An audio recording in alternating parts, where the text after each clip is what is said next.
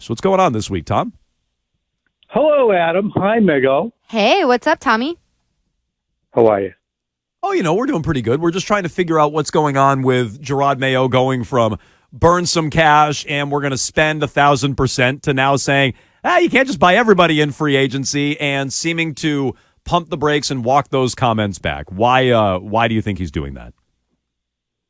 I think the comment itself was kind of tongue-in-cheek, a little bit glib, and he probably realized that, it's a little bit unserious, and that's probably not the first impression I want to send out there, because I think burn some cash, certainly anyone hearing that would say, whoa, whoa, whoa, whoa, whoa. But when you look at or hear the context in which he was uttering it, it was, again, probably too glib by half for a new head coach to say it that way, and that would be my guess. I didn't talk about it with him directly because I'm not an Indy. Do you think he did it on his own? Do you think he maybe got slapped on the wrist or bopped on the nose like Mayo had to do with Killington last night? Do you think he was told to walk it back, in other words? I don't know. I think that anybody, he's a smart guy, and maybe he saw the reaction to it and realized it certainly on his own. So I don't know if he was told to walk it back or not, but I think that anybody who would see the resulting outcry or the reaction to the comment, he might say, maybe that was a little bit overboard. So I don't know if he was told to walk it back or not. When you look at free agency, and I know we're still a couple of weeks away from it, but worth looking at the landscape, do you think it offers what the Patriots need on offense, whether it be tackles or the wide receivers? And that's certainly pertinent when we see some guys getting tagged right now. Yeah, I think that they can definitely do some damage in free agency, and I think that they can do some damage with their own free agents. And what Elliot Wolf was saying this week about weaponizing the offense and making it competitive, he seemed to indicate that they could do that fairly quickly. So to me, that means you're looking at tackles, you're looking at wide receivers, you're looking at all the spots that they have yawning, gaping holes at, and those are included with their own free agents. They don't have any tight ends on the roster. So you have Hunter Henry. Do you re-sign him? Certainly he's a borderline top dozen tight end. He's certainly not elite, but he would be a good signing for them. Does he get a raise? Where do you go in free agency relative to wide receiver? Is Calvin Ridley who you want? How will those guys succeed or do in a Patriots system and in the climate? All those things, I think, have to be climate, meaning the weather. You take a guy from Jacksonville and Calvin Ridley, who played at Alabama, and put him up in New England. How will he perform? So all those things have to be weighed. Tyler Boyd, do you want to go try and take a player like that from Cincinnati, since they're franchising T. Higgins and they already have money tied up in Jamar Chase? So I think there's plenty of answers out there, but also that draft and develop, I think, is significant too, that Elliot Wolf talked about too, where they're going to try and take players who they can get something out of really quickly and develop them on the field. Tom, you have a series going. I think you've gone through at least 3 positions: quarterback, wide receiver, and running back, if I'm not mistaken. And you can check these out at NBC Sports Boston. I've noticed you've prioritized all of those positions. You're grading them on a scale of 1 through 5. You've graded them all 5, high priority: quarterback, wide receiver, and running back. What does that tell you, A, about how dire their needs are, and B, where do you think they dabble in free agency with some of those positions? Yeah, the 5s are just going to keep coming because they just, every position is high priority. I looked at it, and people probably already have seen it themselves. They have $58 million right now spoken for in offensive spending. That's total. That's 32nd in the league. Whoever is first, and I can't remember who it is, might be New Orleans, is 190. Might not be New Orleans, but they're top 5. But the Patriots only have $58 million allocated toward their offense. Now, you can say that, well, that's because Bill was so thrifty. Bill wasn't so thrifty. The guys that he signed didn't work out. They didn't want Jonnu Smith to wash out in 2 years. They didn't want They wanted players to succeed. They could have spent that money on, a Jacoby Myers. They could have spent that money on a DeAndre Hopkins. They didn't.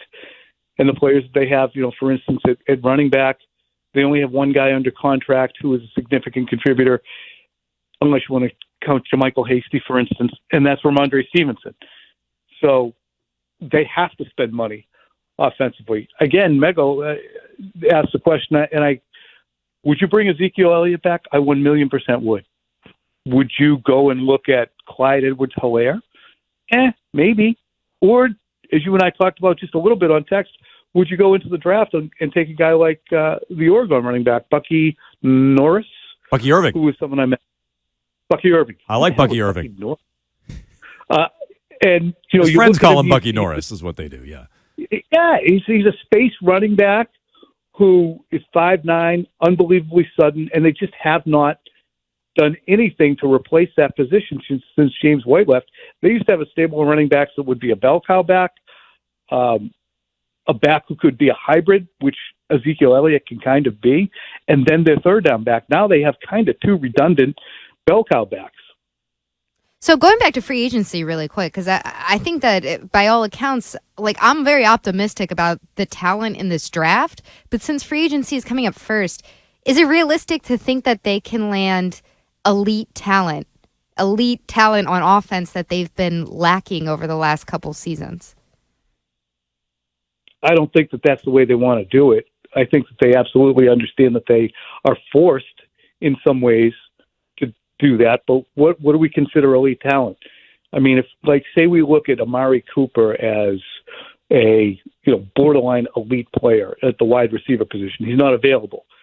But who else is? Calvin Ridley, Michael Pittman, who the team in Indianapolis says they're going to definitely retain. There's not a lot of elite talent wandering around at the skill positions that we're talking about. So, again, elite, you're going to pay through the nose for it, and you don't have a quarterback. If you want Jacoby Brissett, you're probably in the $7 or $8 million range per year at least at the quarterback position, maybe even more. I'd have to double check what his contract was for last year, but they're going to have to spend a lot, and they're going to have to spend kind of a suck tax, as I've been calling it. They were 4-13 last year, and they have to convince players to come here. The NFLPA survey doesn't help them. The 4-13 record doesn't help them. The seeming uncertainty from outside the organization looking in as to exactly what you're going to be doesn't help them. State income tax doesn't help. Weather doesn't help. Millionaires tax doesn't help. So whether elite players who want to win, and I talked to Brian Hoyer today, it was really good, and he talked about the draw in free agency that evaporates with Tom Brady not here. It's the opposite of Tom Brady now. You actually have to overspend to get players to come. Okay, it's a suck tax. I like that. We can start using that here. You mentioned the NFLPA team report. Patriots did very poorly in that. You just said that's a factor for them. Why and how relevant do you think that is with free agency 2 weeks away? I think it's relevant because players are going to look at, okay, well, what's my best situation?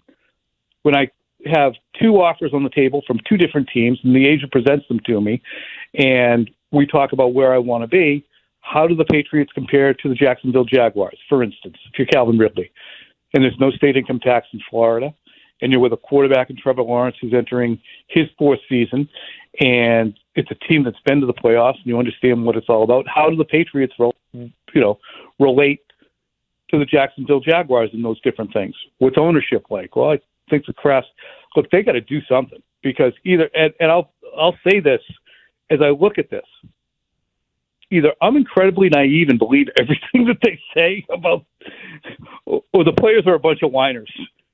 Because the truth is probably somewhere in the middle. But I can't believe that the organization is that poorly run to allow themselves to have an F- in family. What was it? Family comfort or family accommodations? Yeah, it was. I can get you the exact wording on it, but yeah, with family treatment, something like that. Yeah, that's just announces that we're not doing enough. And what can they do? It was interesting. It was pointed out as we were sitting there. Andy Hart was on NBC Sports Boston last night, and he brought up a good point. Their post-game spread, and these things matter, I would think. Their post-game spread is in the concourse. Mego, you've seen it, outside the media room and locker room behind a giant canopy that's held up with metal bars. They just have it in the hallway. It's not in a exactly huge hallway. super luxe. No. How are you going to put up all the family, friends, and et cetera of 90 to 100 players and staff? You need a big area. That might be the most opportune way to do it, but you're also sitting in the cold. So maybe things like that. And I don't know. It's not my facility. I don't understand how to do it, but you got to look at a way to bump things up. They already are working on a new weight room. We'll see if that is drastically different from the low grades they got there too. But you have to do things that move the needle a little bit. And this was done between August and November. These polls were taken. So all of these things are considerations for free agents. Just real quick, and if you don't know the answer, just tell us. But is there an ETA on that weight room? Would it be for the start of next year, or is that like a longer term thing? I'd be surprised if it isn't done by next year, because as we walk along from our media area, like, they have retrofitted multiple times this facility, and where we used to have a media room is now been eliminated by, I believe, weight rooms and meeting rooms. And so the weight room, however, is under construction at the front of the building. But I look at it like, oh, it looks like a good place to work out. But I'm certainly not, training for an NFL game. So I don't know if it's good enough or not.